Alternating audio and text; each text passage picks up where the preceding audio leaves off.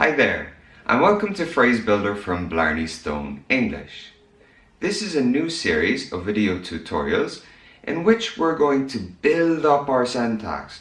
We're going to combine words in order to speak more natural English. So in this, our first tutorial of the series, we're going to focus on collocations. Now we're going to watch this brief presentation, but I'll pop in and out to explain the slides in further detail. So let's begin with our introduction to collocations. And in this introduction, we're going to ask and hopefully answer 3 questions. The first, what exactly is a collocation? So we'll take a look at some of the forms. The second, why do we use them? What is the purpose? What function do they serve? And finally, what are the rules? So let's take a look at the first question. What exactly is a collocation? Well, a collocation, quite simply, is a combination of words that occurs frequently in the language. Yeah? They occur naturally through the use of the language, and they can take many different forms. The most common are the following. A verb-noun collocation, for example, to take a step. The next one, a noun-verb, for example, the rain falls. Verb-adjective, for example, to get angry. And adverb-adjective, for example, highly unusual. Now, I'm sure you've seen most of these collocations before. Now, we have to bear in mind that sometimes they may change the meaning of the phrase. Now, I've given the example to have a baby. Now, have is usually associated with possession, but sometimes it can talk about a process. So we have to be careful as to how we use it. We don't want confusion. Yeah, so men can't have babies, except in the plots of some terrible movies. So as we go along, we're going to discover that the context in which we come across these collocations is going to be very important. Yeah, I can have a baby. I can have a baby in my arms, or I can have a new baby son, but I can't have a baby, the process.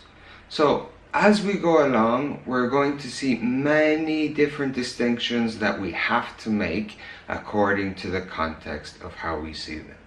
Okay, let's go back to the presentation. Alright, so our next question was, why do we use them?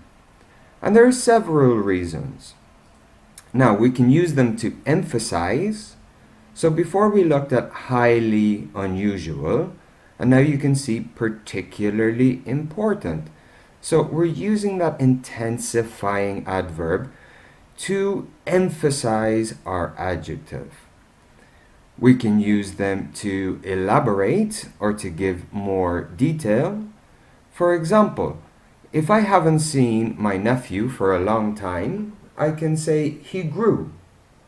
But what do I really want to say? Does he look older?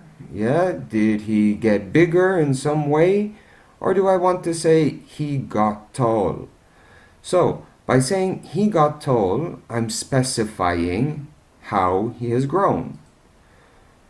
We use it sometimes to fill a gap in the language. Now, in English, we have no verb for old.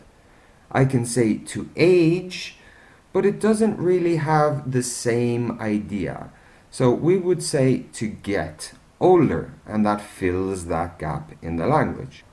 And we can use them to describe processes or actions. So look at the example to make friends. And again, context is very important. I'm not creating these friends. I'm not making them out of clay. I am creating a friendship. So the context, as I say, is going to be very, very important. And that brings us to our last question. What are the rules? Now, you're not going to like the answer because there simply are no rules. I know we like to put things into boxes and we like to categorize things, but there is no structured grammar behind collocation. So, as we've previously said, they occur naturally through the use of the language. So there is no structured grammar. And I know what you must be thinking. Yeah, well, I am serious, I'm afraid. There are no rules. But don't worry, it's not the end of the world. There are plenty of tools which we can use. And also, there are plenty of patterns which we can find. So the main priority in this series is try to find these patterns. Find the links between different concepts. Why do certain things collocate with others? Well, as we go along, we're going to find many ways of defining these patterns. And the good news is that similar ideas link together. So really, there's no need for frustration.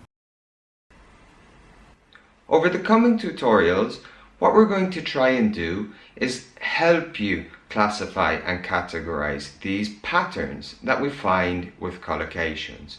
We're going to start with two of the verbs that cause most confusion in English, and those are make and do. So we'll look at some of the patterns that you can find of words that collocate with make and words that collocate with do. Now I'm also going to introduce some web tools and some mobile applications that you can use in order to keep track of your collocations. And it will help you to understand which words are stronger with which.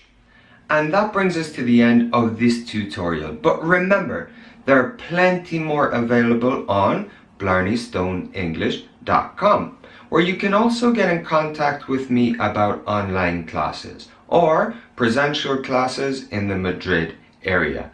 I hope you found this useful. If you have, please share it with your friends. And remember, blarneystoneenglish.com. I hope to see you next time.